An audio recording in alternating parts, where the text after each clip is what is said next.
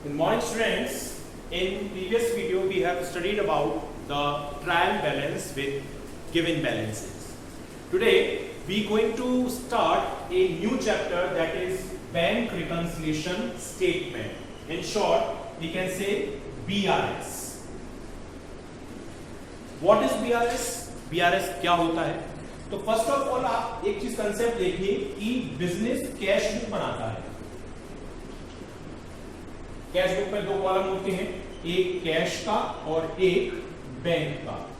जो भी आप चेक डिपॉजिट करते हैं, बाय चेक कोई पेमेंट करते हैं या आपको कोई चेक रिसीव होता है, उसे आप बैंक में डिपॉजिट करते हैं, तो उसकी एंट्री आप अपनी कैश बुक में कहां करते हैं? बैंक वाले column.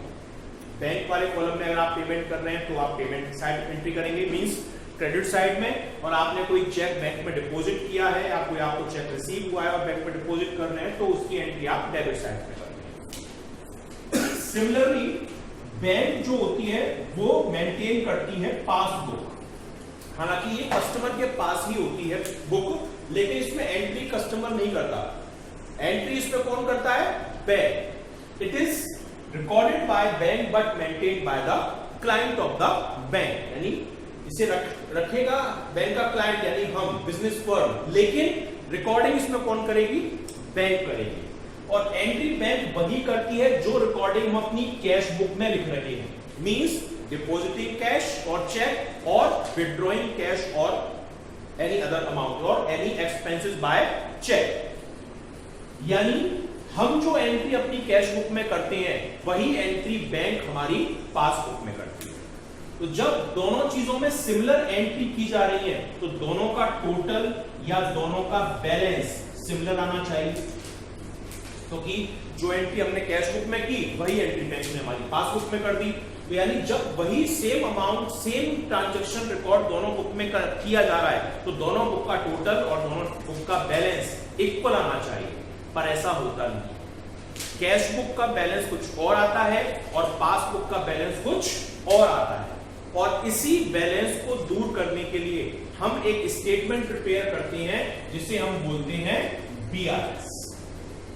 Means BRS is a statement which is prepared to reconcile the balance of cash book and passbook. यानी कैश बुक और पासबुक के बैलेंस में आए डिफरेंस को आइडेंटिफाई और रिमूव करने के लिए जो स्टेटमेंट प्रिपेयर किया जाता है वो BRS कहलाता है। आप इसके पीपीटी प्रेजेंटेशन में देख सकते हैं कि क्या इसकी डेफिनेशन है। अब बात आती है कि what are the reasons behind the difference between cash book and passbook. यानी हमारी कैश बुक और पासबुक में डिफरेंस आता क्यों है जब हम सेम ट्रांजैक्शन लिख रहे हैं? तो इसके पीछे दो रीजन होते हैं। एक तो होता है टाइम डिफरेंस ऑफ रिकॉर्डिंग, यानी लिखने के बीच में टाइम डिफरेंस आ जाता है हमारे कैश बुक और पासबुक। और सेकंड होता है एरर्स बाय फर्म और बैंक, यानी लिखने में हम गलतियां कर देते हैं, चाहे फर्म कर दे या बैंक कर दे। तो अब इनको हम लेते हैं। फर्स्ट लेते हैं टाइम डिफरेंस ऑफ रिकॉर्डिंग, यानी टाइम जो गड़बड़ हो जाती है हमारी रिकॉर्डिंग करने की, उसके पीछे क्या रीजंस होते हैं, उसके बिहाइंड पर क्या रीजन होते हैं। तो फर्स्ट जो हमारा डिफरेंस है वो रीजन है check issued but not presented for payment. Means हमने अपने किसी क्रेडिटर को या अपने किसी सप्लायर को चेक से पेमेंट किया, लेकिन वो सप्लायर चेक्स का पेमेंट लेने बैंक नहीं पहुंचा। देखिए, जब भी हम किसी को चेक से पेमेंट करते हैं तो हम सेम टाइम पर इमीडिएटली उसको अपनी बैंक की क्रेडिट साइड में रिकॉर्ड कर लेते हैं। तो मींस हमने तो वो पेमेंट कर दिया। सपोज 10,000 रुपीज हमारे बैंक में बैलेंस था। हमने कोई पर्सन राम जो सप्लायर था हमारा, उसको हमने 3,000 का चेक से पेमेंट कर दिया। जैसे ही हम चेक इश्यू करेंगे हम तो मानकर चलेंगे कि पेमेंट हो गया और हमने अपने बैंक में बैलेंस कर लिया 7,000, लेकिन राम उस चेक का पेमेंट लेने बैंक गया ही नहीं, और जब तक वो चेक बैंक में प्रेजेंट नहीं होगा बैंक पेमेंट करेगी नहीं। तो बैंक में बैलेंस अभी भी 10,000 रुपीज है और हमने क्या कर रखा है 7,000 कर रखा है। अब ये हमें इंफॉर्मेशन कब मिलेगी, जब हम बैंक की पासबुक में एंट्री करवाएंगे। तो इस वजह से भी हमारी जो कैश बुक पासबुक है आपस में मैच नहीं करती है। अब सेकंड ले लीजिए, इसी का सेकंड है चेक पेड और deposited into bank but not credited. यानी हमने कोई चेक जो हमें किसी कस्टमर या हमारे किसी डेटर से रिसीव हुआ था पेमेंट की फॉर्म में, वो हमने बैंक में डिपॉजिट किया, लेकिन चेक अभी तक क्लियर नहीं हुआ है। ये आप जानते हैं कि चेक क्लियरेंस की टाइम एक प्रोसीजर होता है, एक टाइम रिक्वायर्ड होता है चेक को क्लियर होने में, क्योंकि बैंक टू बैंक प्रोसीजर में डिले हो जाता है। तो इस वजह से भी हमारे ट्रांजैक्शन जो है डिले रिकॉर्ड होते हैं, डिले क्लियर होते हैं, जिस वजह से कैश बुक और पासबुक आपस में मैच नहीं करती। सिमिलर कीजिए 10,000 रुपीज हमारे अकाउंट पे बैलेंस था सपोज कीजिए, और हमें राम से एक 2,000 रुपीज का चेक मिला जो हमने बैंक में डिपॉजिट कर दिया। और हम तो डिपॉजिट करते हुए ही मान लेंगे कि भाई हमारे अकाउंट में तो 12,000 रुपए हो गए, लेकिन उस 2,000 रुपीज के चेक को क्लियर होने में थोड़ा टाइम लग गया, क्योंकि हो सकता है कि बैंक हॉलीडे आ गया हो या नेटवर्क फेलियर की वजह से सिस्टम डाउन हो गया हो, सर्वर डाउन हो गया हो, चेक क्लियर नहीं हो पाया। तो बैंक में अभी भी 10 के 10 है और हमने 12 कर ली, तो 2,000 रुपीज का डिफरेंस हमारी कैश बुक और हमारी पासबुक में मेंटेन हो जाएगा। अब नेक्स्ट है cheque paid into bank but become dishonour. Dishonour क्या होता है? डिसऑनर मींस टेक्निकल बेसिस पे चेक का पेमेंट बैंक के थ्रू ना करना। Cheque deposited but become dishonored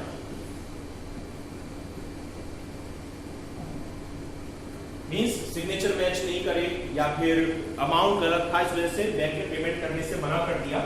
similar यही कंडीशन है इसमें, 10,000 रुपीज का हमारे अकाउंट पे बैलेंस था, राम ने हमको 2,000 रुपीज का चेक दिया, वो हमने बैंक में डिपॉजिट कर दिया। हम ये अज्यूम करेंगे कि बैंक में बैलेंस हो गया 12,000, पर एग्जैक्टली वो चेक डिसऑनर हो गया, यानी कैंसिल हो गया, बैंक उसका अकाउंट में अमाउंट डिपॉजिट नहीं कर रही है। तो बैंक में बैलेंस कितना है? 10,000, और हमने कितना अज्यूम कर रखा है? 12,000, तो यानी 2,000 रुपीज का हमारी कैश बुक और पासबुक में डिफरेंस आ जाएगा। Now next one is interest allowed by the bank. Interest और we can say dividend collected by bank and credited into account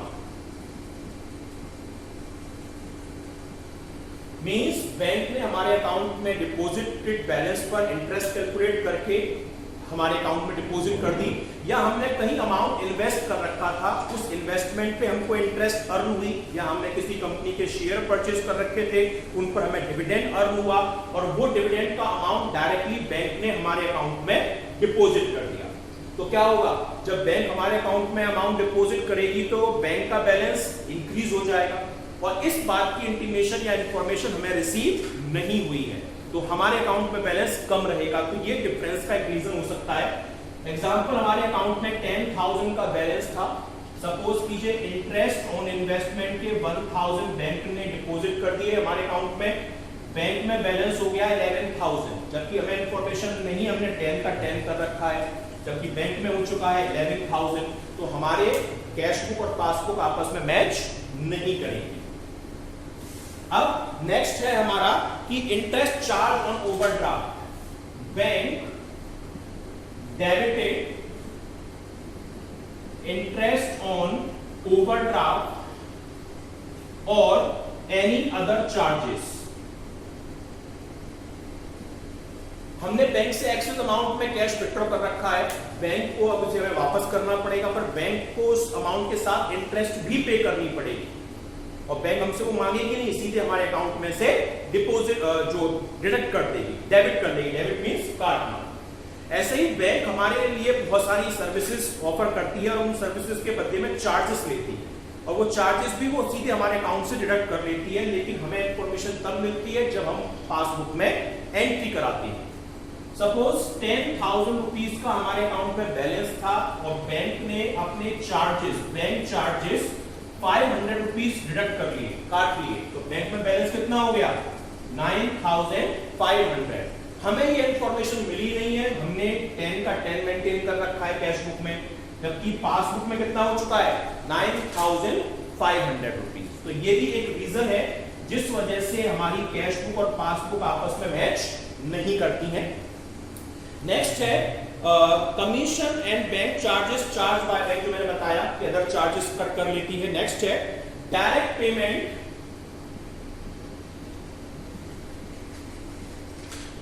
made by bank as per instruction. हम क्या करते हैं, जैसे हमारा एक मोबाइल का बिल है जो हर मंथ की 10th डेट को ड्यू हो जाता है, हमने अपने बैंक को इंस्ट्रक्शन दे दिया कि हर मंथ की 10th ऑफ जो भी डेट है 10th डेट को आप 1,000 रुपीज हमारे मोबाइल बिल को पे कर दिया करिए। तो बैंक मोबाइल का बिल पे कर देगी, ठीक है, और उस पे क्या होगा, बैंक का बैलेंस कम हो जाएगा, बैंक कम कर देगी। सपोज 10,000 रुपीज हमारे अकाउंट में बैलेंस था, 10th डेट आई, बैंक ने 1,000 रुपीज पे कर दिए, बैंक में बैलेंस हो गया 9,000। हमें ये इंफॉर्मेशन मिली नहीं, क्या याद नहीं रही कि ये बैंक ने आज पेमेंट कर दिया होगा, हमने वो पेमेंट दिखाया नहीं, बैंक ने हमने भी अपनी कैश बुक में 10,000 मेंटेन कर रखा है, जबकि बैंक में एक्चुअल हो चुका है 9,000। तो 1,000 रुपीज का हमारी कैश बुक और पासबुक में डिफरेंस आ जाएगा। Now next one is any customer directly deposited his cash, his due in our account। हमें किसी से अमाउंट लेना था और उस कस्टमर ने हमें ना देकर डायरेक्टली हमारे बैंक अकाउंट में वो अमाउंट डिपॉजिट कर दिया, पर हमें इन्फॉर्म करना वो मिस कर गया, भूल गया। तो उसने डिपॉजिट तो कर दिया, तो यानी हमारा बैंक अकाउंट क्या हो जाएगा, इंक्रीज हो जाएगा, पर हमें इंफॉर्मेशन रिसीव हुई नहीं है, तो हम अपनी कैश बुक में उसकी एंट्री नहीं करेंगे। जैसे 10,000 रुपीज का बैलेंस था, राम एक पर्सन जिससे हमें 2,000 रुपीज रिसीव करने थे, उसने सीधे हमारे अकाउंट में ट्रांसफर कर दिए या चाकी को डिपॉजिट कर दिया, तो हमारे बैंक में बैलेंस हो गया 12,000, जबकि हमें इंफॉर्मेशन है नहीं, तो हम तो एज्यूम करेंगे कि 10,000 बैलेंस है, बैंक में बैलेंस 12 है, हमने कर रखा है 10, तो 2,000 रुपीज का डिफरेंस आ जाएगा, ठीक है। अब नेक्स्ट है हमारा, ये तो थे आपके जो कंडीशन थी, ये तो थी टाइम गैप की वजह से। अब आता है एरर की वजह से। क्या होता है एरर्स की वजह से? Errors in recording of amount by firm means हमने कोई ट्रांजैक्शन अपनी बुक में या तो रिकॉर्ड करने से मिस कर दिया, या गलत अमाउंट से कर दिया, या टोटल गलत लगा लिया। सपोज हमें किसी से 1,570 रुपीज का चेक मिला और वो हमने बैंक में डिपॉजिट कर दिया, लेकिन अपनी कैश बुक में हम 1,750 लिख गए, यानी हमने ज्यादा डिपॉजिट लिखा दिया, डिजिट्स एक्सचेंज हो गई, या हम इस चेक को लिखना भूल गए। दो चेक मिले थे, 2,000 के राम से, 1,000 का श्याम से, टोटल 3,000 का चेक मिला था। राम के चेक की एंट्री कर दी, पर दूसरे वाले पर्सन को हम डिपॉजिट दिखाना मिस कर गए। तो ऐसी एरर्स भी हमारी होती हैं, जिनकी वजह से हमारी कैश बुक और पासबुक आपस में मैच नहीं करती है। और नेक्स्ट है errors and in recording of amount by bank. कई बार बैंक से भी गलती हो जाती है, हालांकि अब जब से कंप्यूटराइज सिस्टम हुआ है तो बैंक का जो रोल है काफी एक्यूरेट हो गया है, वो ज्यादा मिस्टेक नहीं करते, लेकिन जब मैनुअली वर्किंग होती थी तो उस टाइम पे बहुत एरर्स होती थी रिकॉर्डिंग करने में। आपने 1,000 रुपीज का कोई चेक डिपॉजिट किया, पर बैंक उसे 2,000 से दिखाया, 2 बार एंट्री दिखा दी, तो आपके अकाउंट में बैलेंस बढ़ जाएगा। आपने किसी को पेमेंट दिया 1,000 रुपीज का, लेकिन बैंक ने 2 बार पेमेंट डिडक्ट कर दिया, यानी आपके अकाउंट से 2,000 रुपए कम कर दिए, तो आपके अकाउंट का बैलेंस कम हो जाएगा। तो इन वजहों से हमारी कैश बुक और पासबुक आपस में मैच नहीं करती है। तो ये कुछ बेसिक कंसेप्ट थे, कुछ रीजन थे जिनकी वजह से हमारी कैश बुक और पासबुक आपस में मैच नहीं कर पाती है। बहुत इंपॉर्टेंट पार्ट है, अक्सर थ्योरेटिकल क्वेश्चन की फॉर्म में ये क्वेश्चन पूछ लिया जाता है आपके एग्जामिनेशन में कि what are the main reasons behind the difference between cash book and passbook balancing. तो उसमें आप इनको ले लेंगे और विद एन एग्जांपल आप इनको एक्सप्लेन भी करेंगे। अब स्टूडेंट्स आप इनकी पीपीटी प्रेजेंटेशन देखिए, देन आफ्टर मैं आपको इसके फर्दर पार्ट को एक्सप्लेन करूंगा। Thank you.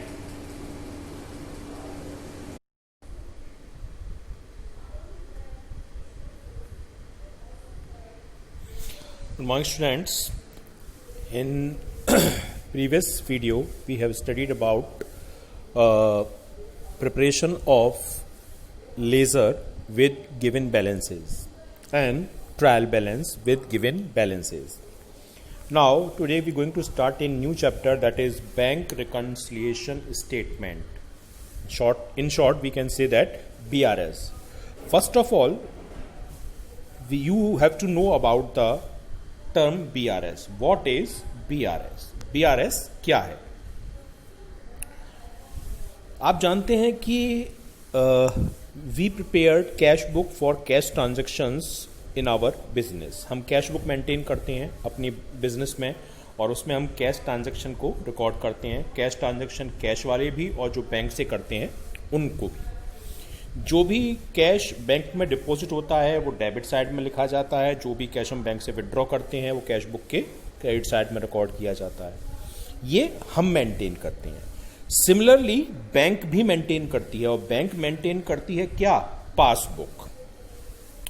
Bank passbook prepare करती है और उसमें वो हमारे अकाउंट से रिलेटेड सारे ट्रांजैक्शंस को उस पासबुक में एंटर करती है। यानी जो हमने डिपॉजिट किया वो पासबुक में एंटर किया जाएगा बैंक के थ्रू, और जो हमने विड्रॉ किया वही चीज पासबुक में एंटर की जाएगी बैंक के थ्रू।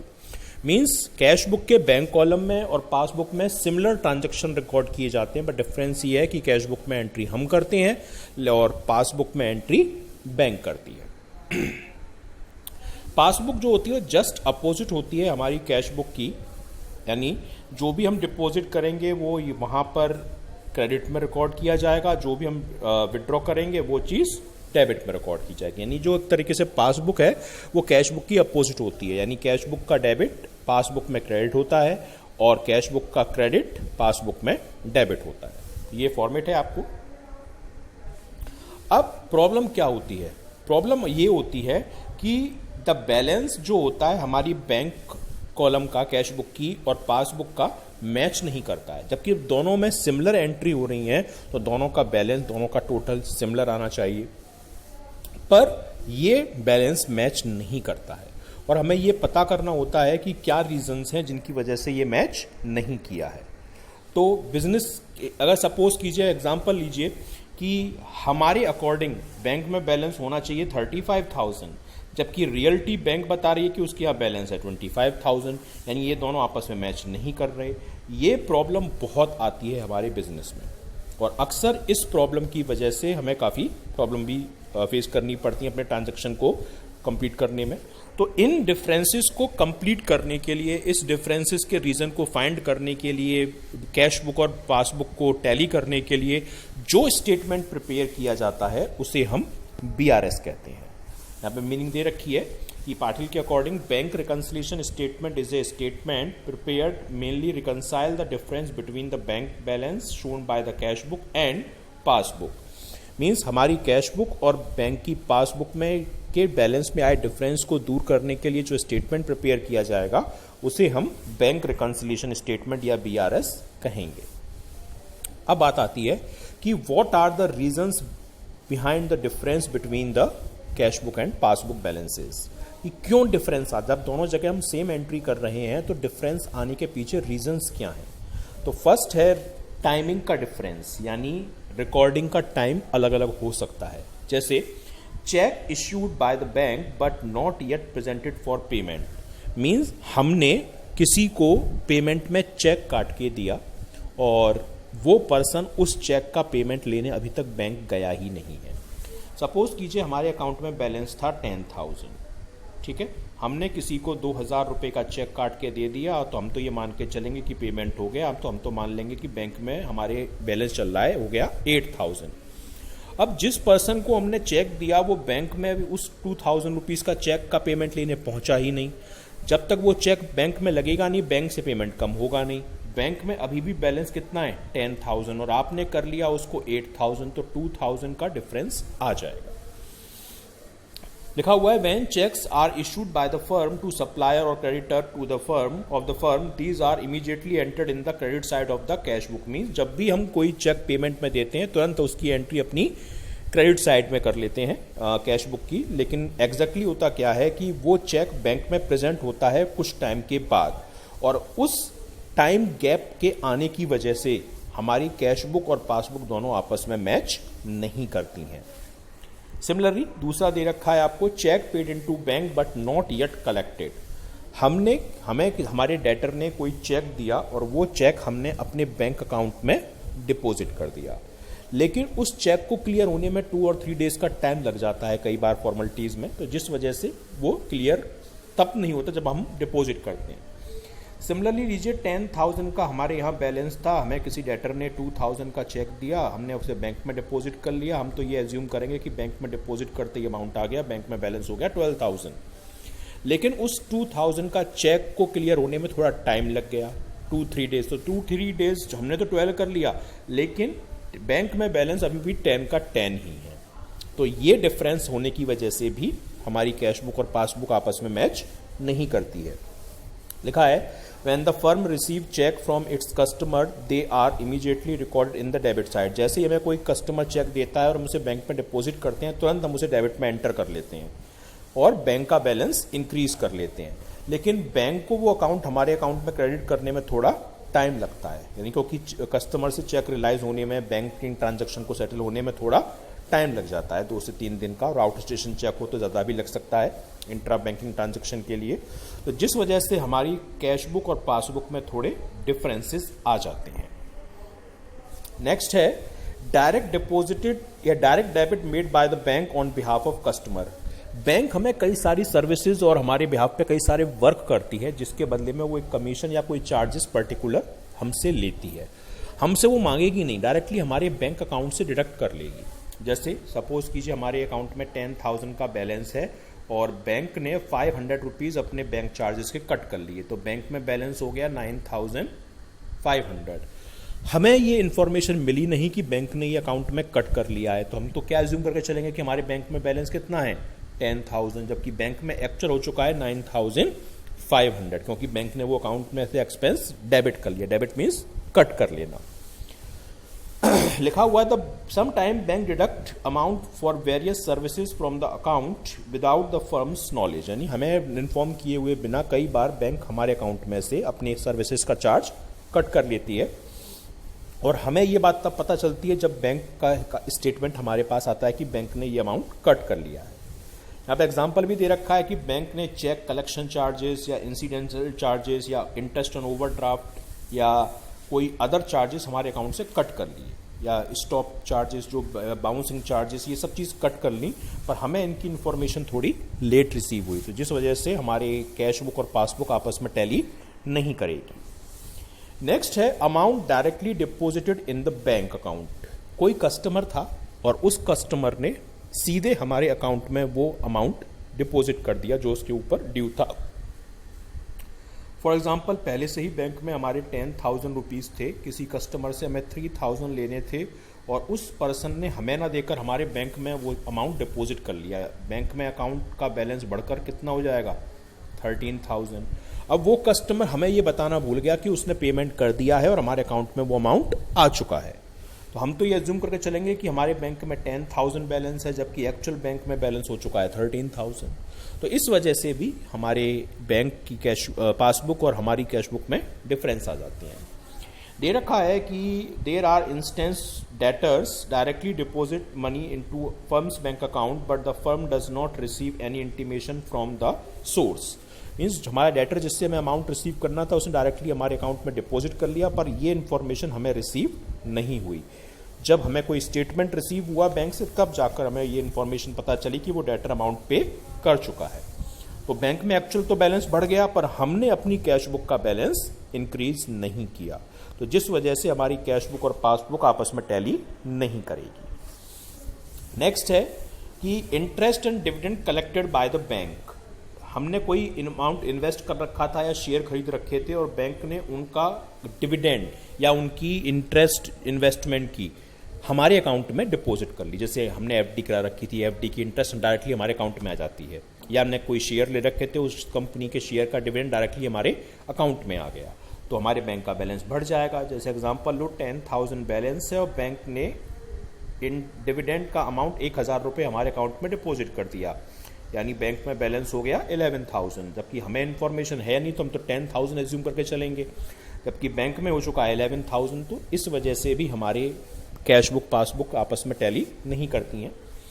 ये रखा है when the bank collect interest और dividend on behalf of customer then these immediately credit to the customer's account, यानी जब ये बैंक को कलेक्ट करती हैं और डायरेक्टली हमारे अकाउंट में डिपॉजिट कर देती हैं ये, बट फर्म को इस बात की इन्फॉर्मेशन तब रिसीव होती है जब उसे बैंक स्टेटमेंट मिलता है। तो इस रिकॉर्डिंग की भी जो टाइमिंग में डिफरेंस होता है उस वजह से कैश बुक और पासबुक का बैलेंस आपस में मैच नहीं करता है। नेक्स्ट है direct payment made bye the bank on behalf of the customer. जब हमारे बिहाफ पर बैंक किसी कस्टमर को डायरेक्टली पे कर देती है, ऐसा कई बार होता है कि हम अपने बैंक को इंस्ट्रक्शन दे देते हैं कि आप इस चीज़ का एक्सपेंस का पेमेंट हर महीने इस डेट को कर दिया करिए। जैसे सपोज कीजिए हमारे टेलीफोन का बिल है, मोबाइल का बिल है, जो हर मंथ की 10th डेट को ड्यू होता है। हमने कहा कि हर महीने की 10 तारीख को आप 1,000 रुपये का पेमेंट हमारे मोबाइल बिल का कर दीजिए। अब जैसे ही 10th डेट आएगी, बैंक जो है उस 1,000 को पे कर देगी, आपके अकाउंट में बैलेंस कम हो जाएगा। सपोज 10,000 रुपीज़ थे, 1,000 का बैंक ने पेमेंट कर दिया, तो बैंक में बैलेंस कितना रह गया? 9,000। हमें ये इन्फॉर्मेशन याद नहीं रही कि हमने ऐसा इंस्ट्रक्शन दिया था, तो हम बैंक में 10 का 10 एज्यूम करके चलेंगे, जबकि बैंक में हो चुके हैं 9,000। तो यानी अगर बैंक डायरेक्टली हमारे बिहाफ पर कोई पेमेंट कर देती है तो भी रिकॉर्डिंग की टाइमिंग में डिफरेंस आ जाता है। Sometimes customers give standing instructions to bank to make some payment regularly on stated days। मतलब बहुत से बैंक के क्लाइंट्स अपने बैंक को इंस्ट्रक्शन दे देते हैं कि आपको इस डेट को ये अमाउंट पे कर देना है, तो आप उस डेट को बैंक रेगुलरली अमाउंट पे कर देगी, चाहे वो इंश्योरेंस का प्रीमियम हो, टेलीफोन बिल हो, या कोई रेंट हो, या कुछ भी हो, XYZ। आप उस चीज़ को अगर ध्यान में नहीं रखेंगे तो आप उस पर्टिकुलर डेट को रिकॉर्डिंग नहीं करेंगे, तो जिस वजह से कैश बुक और पासबुक आपस में टैली नहीं कर पाएंगी। अब नेक्स्ट है चेक डिपॉजिटेड और बिल डिस्काउंटेड डिसऑनर्ड। हमने कोई चेक या कोई बीआर अपने बैंक में डिपॉजिट किया, लेकिन वो चेक या बीआर डिसऑनर हो गया। डिसऑनर का मतलब है कि कुछ टेक्निकल रीजन की वजह से उसका अमाउंट हमारे अकाउंट में नहीं आ सकता, साइन में डिफरेंस है या कुछ और रीजन है। जैसे सपोज 10,000 हमारे अकाउंट में बैलेंस थे, हमने कोई 1,000 रुपये का चेक बैंक में डिपॉजिट किया, तो हम तो ये मान के चलेंगे वो क्लियर हो गया और अपने अकाउंट में हमारे हो गए 11,000 रुपीज़। पर वो 1,000 का चेक डिसऑनर हो गया, यानी बैंक अब उसका अकाउंट में अमाउंट डिपॉजिट नहीं कर पाएगी। तो बैंक में अमाउंट कितना है? 10,000। हम एज्यूम करके चल रहे हैं कि 11,000, तो 1,000 का हमारे अकाउंट में डिफरेंस आ जाएगा। सिमिलरली बीआर भी होते हैं। बीआर हम जब डिस्काउंट कराते हैं बैंक से तो कहते हैं कि आप हमें अमाउंट दे दो, बाद में पर्टिकुलर डेट को आप उस पर्सन से ये अमाउंट ले लेना। हुआ क्या कि वो पर्सन ने ड्यू डेट पर पेमेंट करने से मना कर दिया। अब बैंक क्या करेगी? बैंक तो हमसे लेगी, तो इस कंडीशन में भी डिफरेंस आ जाता है। If a cheque deposited in the firm dishonoured, a bill of exchange drawn by the business firm discounted with the bank dishonoured, the date of maturity the same is debited to the customer account by the bank. जब आप कोई bank में check deposit करते हैं या कोई B R bank से discount कराते हैं और वो डिसऑनर हो जाता है, तो बैंक तुरंत उसका अकाउंट में से पैसा डिडक्ट कर लेती है। लेकिन इसकी इन्फॉर्मेशन आपको तुरंत नहीं मिलती, वो तब मिलती है जब आपके पास स्टेटमेंट आता है बैंक का। तो इस वजह से भी हमारी कैश बुक और पासबुक में कुछ डिफरेंसेस आ जाती हैं। अब है हमारी गलती की वजह से कौन सी, जो अब तक आपने पढ़ी वो तो एरर थी टाइमिंग की वजह से, कि रिकॉर्डिंग की टाइमिंग मिसमैच कर रही थी। अब है एरर की गलती। Error committed of recording transaction bye the firm. हमने किसी ट्रांजैक्शन को लिखने में गलती कर दी। जैसे सपोज कीजिए हमने 570 का कोई चेक डिपॉजिट किया पर गलती से हम उसको लिख गए 750, यानी डिजिट्स आगे पीछे हो गई, या हमने और कुछ अलग अलग लिख दिया, तो ऐसी गलतियों की वजह से भी हमारे कैश बुक और पासबुक आपस में मैच नहीं करती है। ओमिशन और wrong recording of transaction relating to the cheque issued, cheque deposited and wrong totalling committed by the time firm while recording the entries in the cash book means total गलत लिख लेने में, या हमने 2 चेक जमा किए थे 5,000 के पर हमने 1 चेक की ही रिकॉर्डिंग करी, या बैंक में चेक डिपॉजिट तो कर दिया पर एंट्री करना भूल गए। तो ये कुछ ऐसी मिस्टेक होती हैं जिनकी वजह से कैश बुक और पासबुक मैच नहीं करती है। और error committed of recording transaction bye the bank, कई बार बैंक से भी गलतियां हो जाती हैं। खैर अब तो बहुत कम होती हैं, लेकिन जब मैनुअली वर्क होता था तो उस टाइम बहुत मिस्टेक हुआ करती थी, बैंक भी गलतियां करती थी। तो सपोज कीजिए आपने कोई चेक डिपॉजिट किया 1000 रुपीज़ का, क्लर्क ने क्या किया, ध्यान रहा नहीं, उसने 2 बार एंट्री कर दी, यानी 2000 डिपॉजिट दिखा दिए, तो बैंक का बैलेंस बढ़ गया, जबकि आपने केवल 1 ही बार एंट्री की है तो आपका कम रह रहा है। तो ऐसी गलतियों की वजह से भी हमारी कैश बुक और पासबुक आपस में मैच नहीं करती है।